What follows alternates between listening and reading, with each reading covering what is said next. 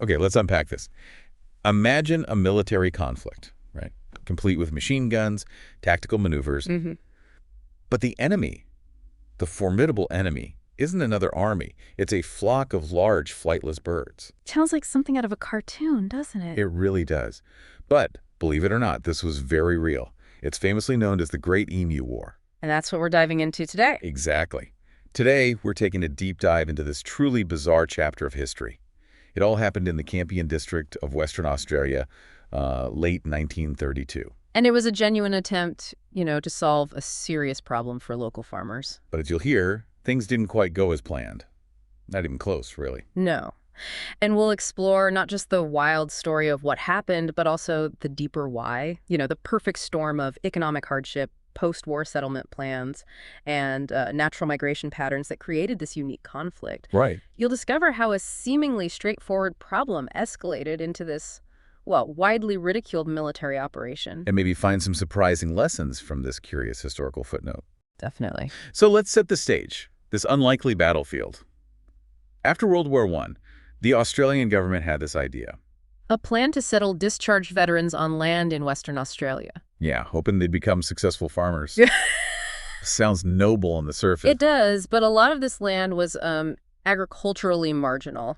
Not exactly prime farming country. Not ideal to start with. And then the Great Depression hits in 1929, making an already tough situation just much worse. Whisper even. Totally. Farmers were actually urged to increase their wheat crops, believe it or not, to help the economy. But the promised government subsidies? Never showed up. They failed to materialize. So wheat prices just plummeted. Oh, wow. And by October 1932, these farmers were threatening to refuse to deliver their harvest. They were really at the end of their rope. And if economic disaster wasn't bad enough, Yeah. enter the emus. Yeah, an estimated 20,000 of them. 20,000. Now, emus are native to Australia, obviously, and they migrate regularly inland to the coast after their breeding season. That part's normal. But the farmers had inadvertently made things tempting for them. Precisely.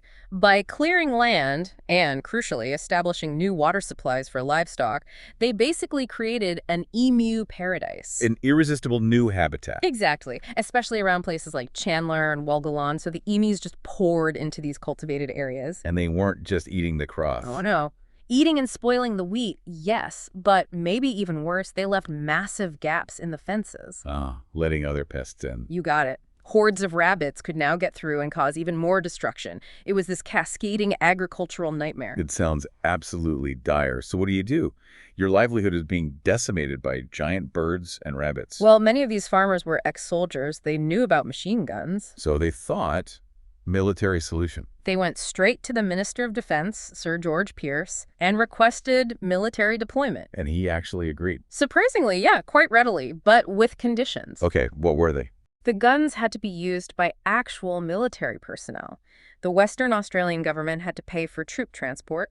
And the farmers? They had to provide food, accommodation, and pay for the ammunition. Right, so not entirely a free rescue mission. Not at all. And what's fascinating, Pierce also apparently saw it as good target practice for the soldiers. Seriously, target practice on emus. That was part of the thinking, it seems. Plus, maybe some politics involved, the government being seen helping the struggling farmers. Good PR. Especially with that secessionist sentiment bubbling away in WA. Exactly. They even brought in a cinematographer from Fox Movie Tone. Wow. So they were definitely thinking about the optics. Seems like it. So the stage was set. The war begins. Who was in charge? The operation was led by a Major Gwynedd Purves Wyn Aubrey Meredith of the Royal Australian Artillery's 7th Heavy Artillery. Quite a name. Isn't it? He had Sergeant S. McMurray and Gunner J. O'Halloran with him. And the firepower. 2 Lewis machine guns and 10,000 rounds of ammunition. 10,000 rounds. They were expecting quite a battle. They were certainly equipped for one, but the operation actually got delayed a bit by rain. Rain. How did that affect things? It scattered the emus over a wider area, making them harder to find initially. Okay. But by November 2nd, 1932, the rain stopped. The troops deployed to Campion. Their orders: assist the farmers and, get this, What? collect 100 emu skins. Skins. What for? For making hats for the light horsemen. You're kidding. That was an official objective. Apparently so. A rather unusual military task. You can say that again. Okay, so no second. First engagement. How did it go? Well, they spotted about 50 emus, but they were out of range. Right. So the local settlers tried to herd them, like drive them towards the guns for an ambush. Did it work? Nope. The emus, proving surprisingly clever, just split up into small groups, really hard to target effectively with machine guns. Huh. Clever birds. The first burst of fire was pretty ineffective. A second round killed a number, whatever that means. And later, maybe a dozen more. Not exactly the overwhelming firepower demonstration they might have hoped for. Not at all. It became clear very quickly this wasn't going to be easy. So what next? Do they change tactics? They tried. By November 4th, Major Meredith set up an ambush near a dam. Over 1,000 emus were spotted there. 1,000. Okay, this sounds more promising. The gunners waited until the birds were nice and close, opened fire. And The gun jammed after only killing about 12 birds. oh, God. Yep. The rest just scattered. These emus were proving remarkably resilient and maybe a bit lucky. Or the equipment wasn't up to scratch. Could be a bit of both. So Meredith tried moving further south, looking for maybe tamer birds. Success was still really limited. And didn't he try mounting a gun on a truck? I read that somewhere. He did. Tried to create a sort of mobile gun platform. How did that go? Let me guess. Yeah, not well. The truck couldn't keep up with the emus. They're surprisingly fast. And the ride was so rough, accurate firing was basically impossible. It sounds almost like a slapstick routine. It really does border on the absurd. Army observers were genuinely impressed, though, in a frustrated way. One noted that each pack seems to have its own leader now. A leader emu. A big, black-plumed bird which stands fully 1.8 meters high and keeps watch while his mates carry out their work of destruction and warns them of our approach. Wow. Coordinated defense. It seemed like it. An ornithologist, Dominic Cervanti, even commented that the Emu Command had evidently ordered guerrilla tactics. Guerrilla tactics. And its unwieldy army soon split up into innumerable small units. Nature adapting, right? Proving a massive challenge to conventional military thinking. Absolutely incredible. So by November 8th, how are they doing? 6 days in? Well, they'd fire 2,500 rounds of ammunition. 2,500 rounds. And the kill count. That's where it gets murky. Official accounts are vague. One suggested only 50 kills. Settlers claim maybe 200 to 500. It's really uncertain. Not a great return on investment for the ammo. Definitely not. And Major Meredith's official report famously noted his men had suffered no casualties, except for their dignity. Ouch. That says it all, really. It does, and the press picked up on it. Negative media coverage started spreading, saying only a few emus had died. So it became a public joke. Pretty much. It was even discussed in the Australian House of Representatives. The ridicule was pretty intense. So Pierce had to react. Yep. Faced with the bad press and the lack of results, he withdrew the military personnel and the guns on November 8th. Just pulled the plug. Pulled the plug. Public opinion, even back then, could really swing things. And Major Meredith had some choice words afterwards, didn't he? Comparing the emus to Zulus. He did. He commented on their maneuverability, their resilience, even when wounded. Said something like, if we had a military division with the bullet-carrying capacity of these birds, it would face any army in the world. He really said that. He did. They can face machine guns with the invulnerability of tanks. They are like Zulus whom even dum-dum bullets could not stop. Wow. He was genuinely impressed. Or maybe just making excuses. Probably a bit of both. But it highlights just how unexpectedly challenging these birds were. A simple call turned into a tactical mess. A testament to the unpredictability of nature, I suppose. Absolutely. But the story doesn't quite end there. The military left.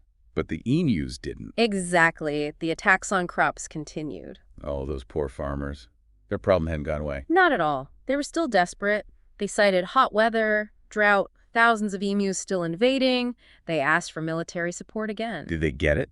After the first fiasco. Well, it became a bit political. There was even a moment in Parliament, November 32, where Prime Minister Joseph Lyons was mockingly asked if a medal would be struck for the soldiers involved in the war. Oof.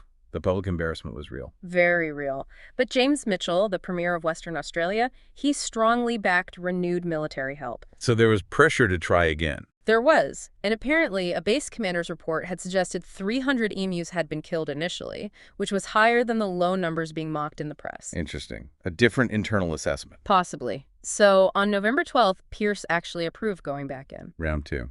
And Meredith again. Meredith again. Apparently, there was a lack of other experienced machine gunners in the state at the time. Right. So second attempt kicks off November 13th. Any better this time? Slightly. The military had some success, killed about 40 emus in the first couple of days. Okay, better than 12. Yeah.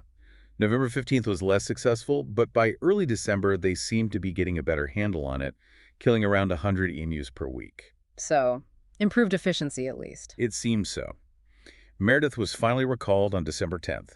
His final report claimed 986 confirmed kills, Nearly 1,000. with 9,860 rounds fired, which is exactly 10 rounds per kill.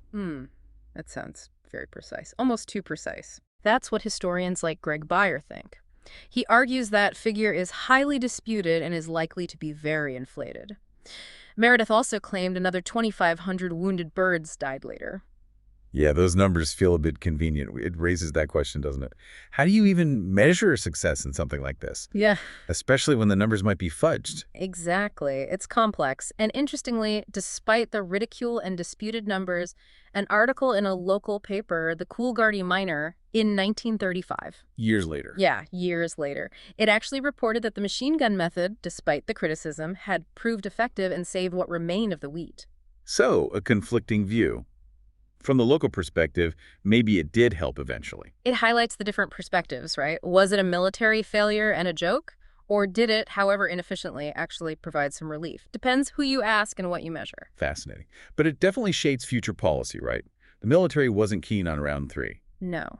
Farmers asked for military help again in 34, 43, 48. And the government said, No thanks. They were turned down. The government wasn't going back for another Emu War.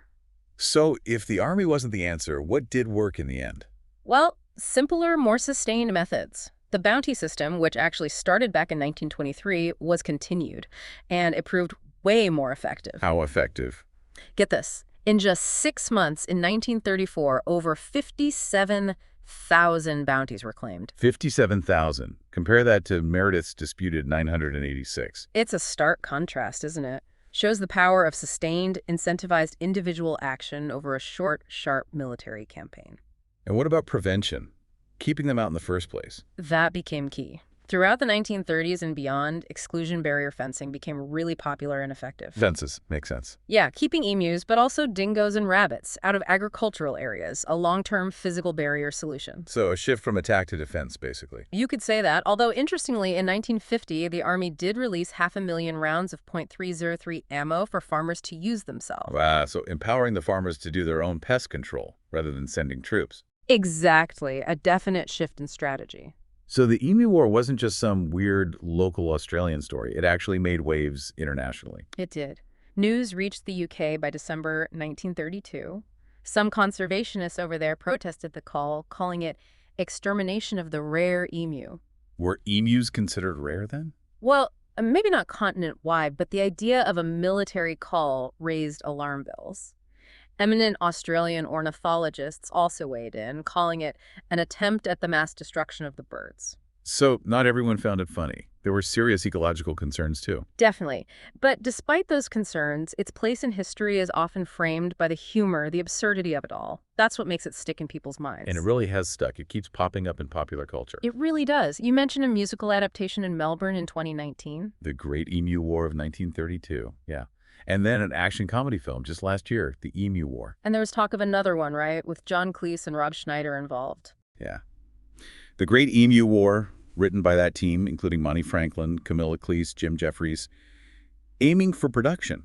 It just shows the enduring appeal of this bizarre event. Its absurdity is comedy gold, apparently. So wrapping this up, what does this wild story mean for you listening? It's a bizarre historical moment, for sure. But it does offer some insights, doesn't it? About resilience, maybe. Nature's resilience against human intervention. And the unintended consequences of our plans, even well-meaning ones. Definitely. Sometimes the big guns, the dramatic solution, just isn't the answer. Right. And maybe a more nuanced, sustained approach like the bounties or the fences turns out to be far more effective in the long run. Yeah, the Emu War really highlights how that mix of economic desperation, settlement policies, and natural animal behavior created this truly unique storm. It underscores the surprising ingenuity of the emus themselves. And the ongoing challenges of managing agriculture, managing wildlife interactions. It's often a humbling experience when humans try to impose absolute control on nature. It reminds us that every situation, Even one involving soldiers versus birds has these layers of context, unexpected turns, and consequences you didn't see coming. Well said. So maybe the real lesson here isn't just about emus, maybe it's about us. What surprising battles might we be fighting today? Maybe against nature, maybe against economic forces, maybe even within ourselves. Where the big, flashy solutions are kind of failing. Exactly. And the quiet, persistent, maybe less glamorous approaches are the ones actually winning. Something for you to think about, as always, from the deep dive.